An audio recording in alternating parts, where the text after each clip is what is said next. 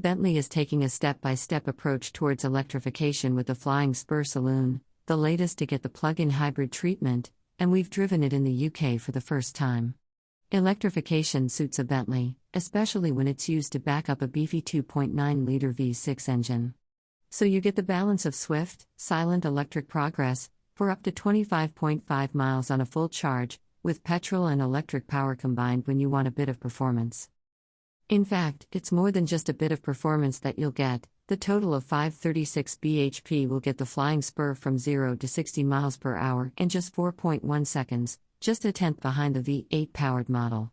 Use the hybrid as the official tests dictate with the right combination of electric and petrol power, which you never will, and you'll save at the pumps, a claimed 85.6 miles per gallon versus 22.2 miles per gallon for the V8.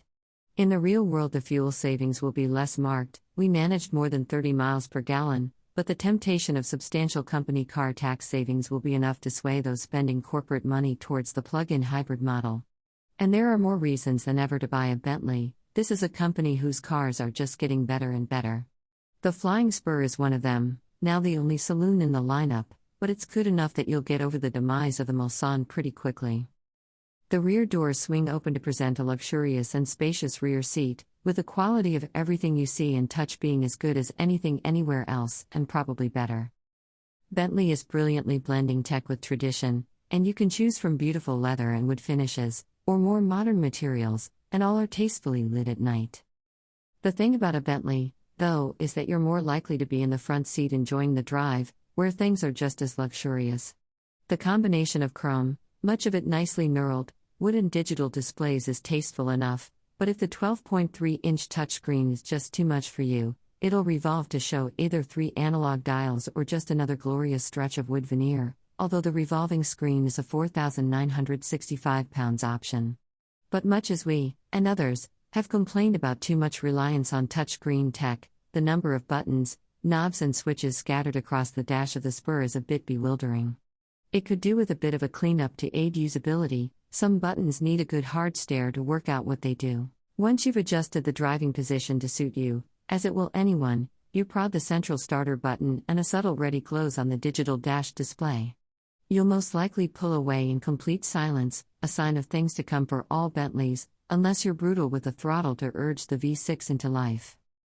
If you flick the circular drive mode selector into sport mode, the engine will keep running. Otherwise, leave it in automatic B mode and there's a very slight, but noticeable, hesitation before the engine kicks in, an issue with most plug-in hybrids.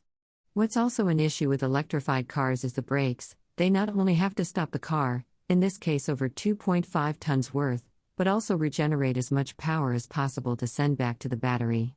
Here the Flying Spur is slightly disappointing. You'll miss the linear braking feel of the V8 with a pedal that feels slightly wooden yet grabby at times. So with the hybrid's hesitation and the difficult-to-modulate brakes, it's not the smoothest Bentley we've driven. Nor is the ride the supplest. There are times when you can feel the car wanting to waft, but it seems to argue with itself, part sport saloon, part luxury express.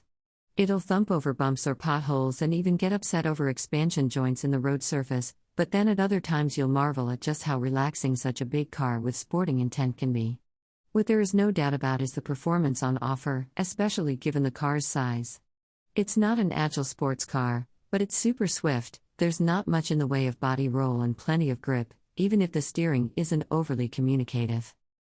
We even managed to get pretty close to the 25.5-mile range. Even on a cold day we got just over 20 miles. Use the car's navigation system, rather than your smartphone's nav, and the car will use clever tricks to maximize views in all the right places on your journey. This Bentley is both classy and clever.